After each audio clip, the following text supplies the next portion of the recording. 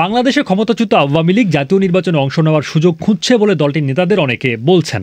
যদিও তারা জুলাই আগস্টের আন্দোলনে হত্যাকাণ্ড এবং দমন নীতি চালানোর অভিযোগের প্রেক্ষাপটে কোনো অনুশোচনা প্রকাশ না করেই ঘুরে দাঁড়াতে চাইছে। দেশটিতে রাজনৈতিক কার্যক্রম নিষিদ্ধ থাকা দলটি এখন নির্বাচন লক্ষ্য করে রাজনৈতিক অবস্থান তৈরির পরিকল্পনা নিয়ে ঢাকাসহ বিভিন্ন জায়গায় ঝটিকা মিছিল অব্যাহত রাখার কথা বলছে। প্রশ্ন হচ্ছে, বর্তমানে সক্রিয় রাজনৈতিক দলগুলো, সরকার, প্রশাসন সবকিছুই যখন আওয়ামী লীগ বিরোধী অবস্থানে রয়েছে, এমন পরিস্থিতিতে দলটির নির্বাচনে অংশ নেওয়ার সুযোগ পাওয়া কি সম্ভব? এ নিয়ে আজকের আলোচনা। সঙ্গে আছেন বিবিসি সাংবাদিক কাদির কল্লোল। কাদির, আপনাকে স্বাগত। আলোচনা শুরুর আগে বলে রাখি, বিবিসি বাংলার সর্বশেষ সংবাদ এবং বিশ্লেষণ জানতে চোখ রাখুন বিবিসি বাংলার ওয়েবসাইটে, যুক্ত থাকুন সোশ্যাল হ্যান্ডেলগুলোতে, সাবস্ক্রাইব করুন ইউটিউব চ্যানেল। কাদির, বর্তমান বাস্তবতায় আওয়ামী লীগ যেখানে প্রকাশ্যে কার্যক্রম চালাতে পারছে না, সেখানে তারা নির্বাচনে অংশ নেওয়ার চিন্তা করছে। দলটি কি পরিকল্পনা করছে, কি চাইছে তার? যদিও আওয়ামী লীগের রাজনৈতিক কার্যক্রম দেশে এখন নিষিদ্ধ, কিন্তু দলটি চাইছে যে তারা জাতীয় নির্বাচন যে আসছে সেই নির্বাচনে অংশগ্রহণ তারা করতে পারে কিনা, সেই সুযোগ তারা খুঁজছে। আওয়ামী লীগের বিভিন্ন পর্যায়ের নেতাদের সাথে কথা বলে যেটা মনে হয়েছে, তাদের যেটা বক্তব্য সেটা হচ্ছে যে নির্বাচনে অংশগ্রহণ করার চিন্তা থেকে তারা তাদের দলকে সংগঠিত করার চেষ্টা করছে এবং একটা রাজনৈতিক অবস্থান তৈরি করা যায় কিনা নির্বাচনকে সুযোগ হিসেবে নিয়ে কাজে লাগিয়ে, সেই চেষ্টা তাদের রয়েছে। এবং সেজন্য দেখা যায় যে সাম্প্রতিক সময়ে কিছুদিন ধরে তারা ঢাকায় বিভিন্ন জায়গায় এবং ঢাকার বাইরেও বিভিন্ন জায়গায় তারা মিছিল করছে, ঝটিকা মিছিল। সেই মিছিলের চেষ্টা তাদের রয়েছে।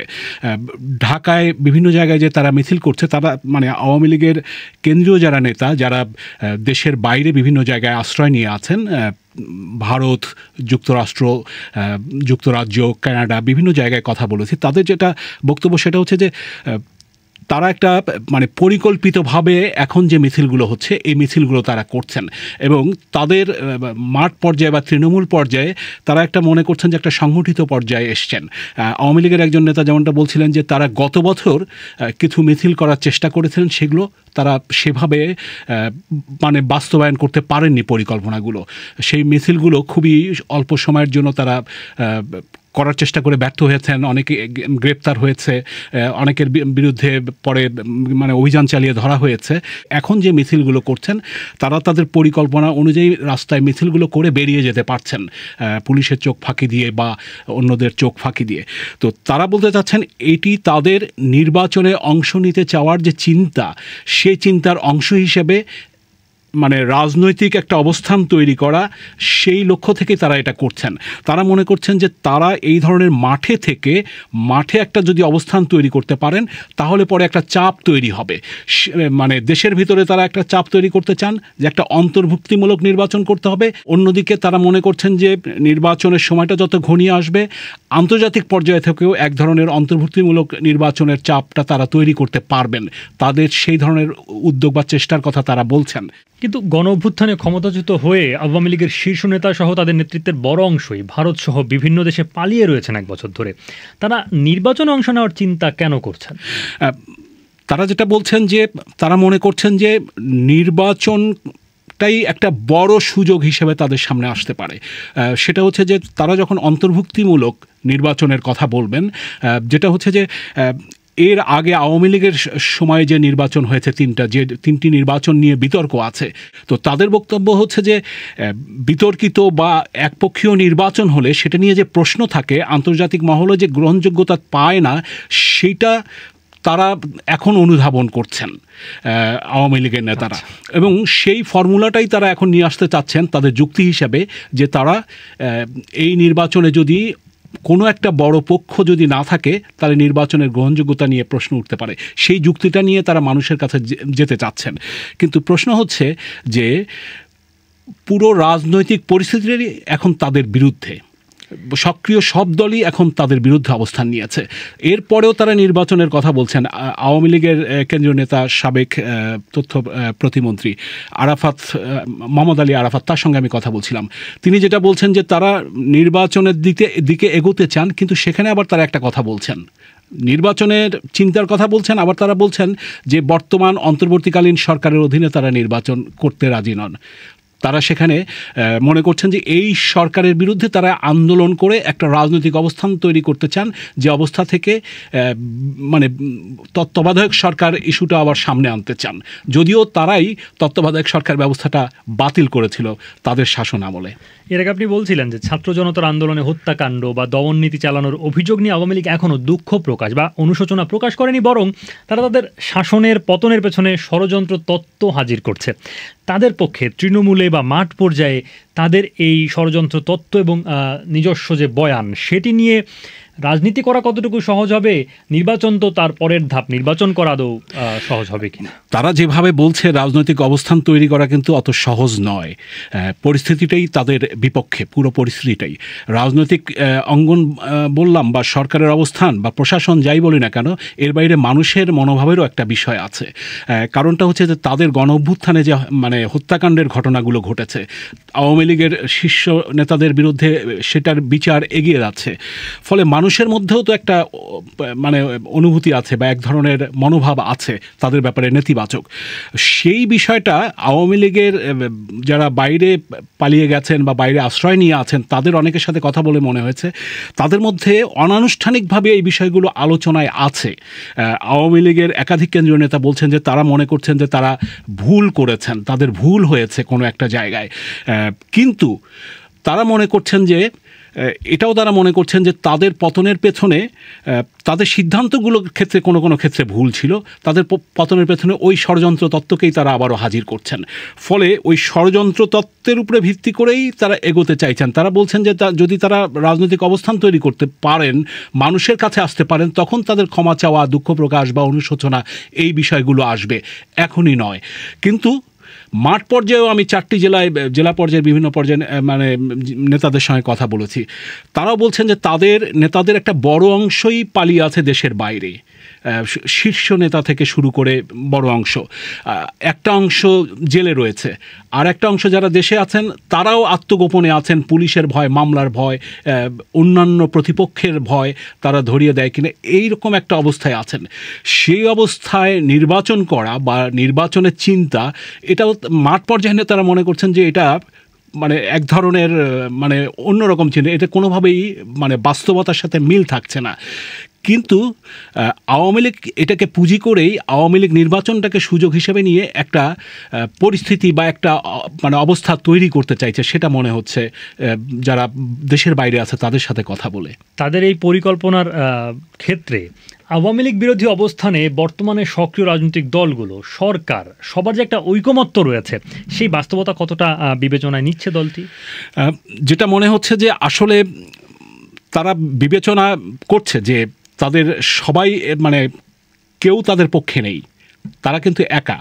কারণটা হচ্ছে যে তাদের শাসনের সময় যে ধরনের প্রতিপক্ষের উপর বা অন্য রাজনৈতিক দলগুলোর উপর যে ধরনের নিপীড়নের অভিযোগ রয়েছে, যে ধরনের নির্যাতনের অভিযোগ রয়েছে, মামলা মোকদ্দমা, গ্রেপ্তার, জেল, জুলুম, এই অভিযোগগুলো রয়েছে, সেই বিষয়গুলো কারণেই তো এই পরিস্থিতিটা হয়েছে।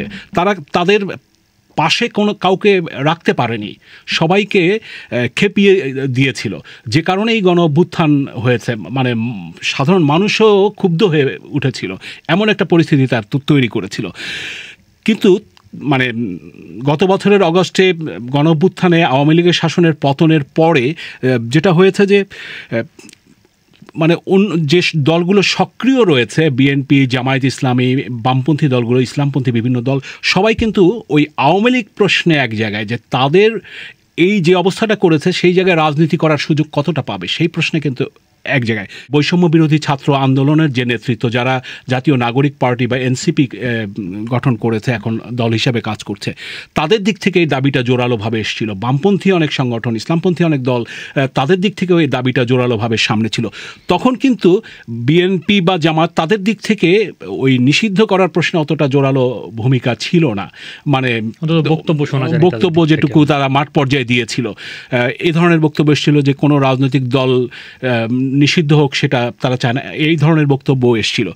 ফলে সেই জায়গা থেকে আবার দেখা গেছে যে একটা পর্যায়ে বিভিন্ন সংগঠন থেকে যখন এটা জোরালো দাবি এসেছে, বৈষম্য বিরোধী ছাত্র আন্দোলন বা ওই আন্দোলনের সাথে সম্পৃক্ত বিভিন্ন সংগঠনের পক্ষ থেকে, সরকারের পক্ষ থেকে কিন্তু সেটাকে রাজনৈতিক কার্যক্রম নিষিদ্ধ করা হয়েছে।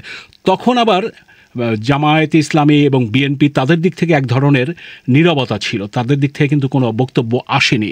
ফলে তারাও যে নির্বাচনে এই দলটাকে চাইছে না, আওয়ামী লীগকে বা আওয়ামী লীগ নির্বাচনে আসুক, এই রাজনৈতিক কার্যক্রম নিষিদ্ধ থাক, সেই বিষয়টা মনে হয় আওয়ামী লীগ বিবেচনায় নিচ্ছে। বিবেচনায় নেওয়ার পরেও রাজনৈতিক বিশ্লেষকরা বলছেন তারা তাদের নেতাকর্মীদেরকে উদ্বুদ্ধ করার জন্য বা একটা সাংগঠনিক অবস্থা তৈরি করার জন্য নির্বাচনের কথাটা বলছে, পাশাপাশি সংগঠনটাকে একটা ঘুরে দাঁড়ানোর চেষ্টার একটা বিকল্প চিন্তা। আওয়ামী লীগের নেতারাও বলছেন যে এইভাবে নির্বাচনকে সুযোগ হিসেবে কাজে লাগিয়ে এগিয়ে যাওয়ার চিন্তা ছাড়া বিকল্প তাদের হাতে এখন কিছু নেই। তাদেরকে এখন মাঠে নেমে রাজনৈতিক কর্মসূচির মাধ্যমেই একটা অবস্থান তৈরি করা ছাড়া বিকল্প কিছু নেই। সেখানে বিষয়টা আনতে হবে নির্বাচনের বিষয়টা, সেই পথেই তারা এগোতে চাইছে, সেটাই তাদের পরিকল্পনা। তবে তাদের এই পরিকল্পনার প্রশ্নে বিএনপি, জামায়াতে ইসলামী, বামপন্থী কয়েকটি দলের নেতাদের সঙ্গে আমি কথা বলেছি। তারা যেটা বলছেন যে আওয়ামী লীগের রাজনৈতিক কার্যক্রম এখন নিষিদ্ধ আছে, দলটি নিষিদ্ধ হয়নি, কার্যক্রম নিষিদ্ধ আছে। ফলে তাদের নিবন্ধনও বাতিল হয়েছে নির্বাচন কমিশনে, ফলে তাদের নির্বাচনে অংশ নেওয়ার সুযোগ নেই। আর আওয়ামী লীগ যেভাবে নির্বাচন করতে চাইছে, অন্তর্বর্তী সরকারের অধীনে নয়, অন্য একটি তত্ত্বাবধায়ক সরকার এসে নির্বাচন করে দেবে, সেটাও কতটা বাস্তবসম্মত সেই প্রশ্নও থাকে। এর মধ্যে আওয়ামী লীগের নেতৃত্বেও কোনো পরিবর্তন দৃশ্যমান নয় এবং তাদের নেতৃত্ব নিয়ে সমালোচনা, নানান রকম অভিযোগও বিভিন্ন সময় উঠে এসেছে। তাদের নেতৃত্বের বিচারও চলছে জুলাই আগস্টে তাদের ভূমিকার জন্য। ফলে এই নেতৃত্ব অপরিবর্তিত রেখে তাদের রাজনীতিতে ফেরার চেষ্টা কতটা গ্রহণযোগ্য হবে বলে ধারণা পাওয়া যায়? নেতৃত্বে পরিবর্তনের ইঙ্গিত এখনও কিন্তু আওয়ামী লীগ কোনোভাবেই দিচ্ছে না, দৃশ্যমান তো নয়ই, ইঙ্গিতও দিচ্ছে না।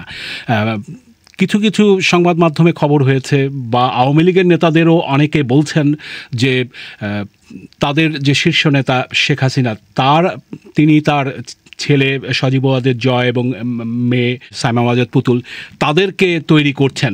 কিন্তু তৈরি করলেও আওয়ামী লীগের যারা এখন পরিকল্পনাগুলো নিচ্ছেন, এই ধরনের একাধিক নেতার সঙ্গে আমি কথা বলেছি, তারা যেটা বলছেন যে পরিকল্পনা যাই করা হোক সেটা অনেক দীর্ঘমেয়াদী প্রক্রিয়া।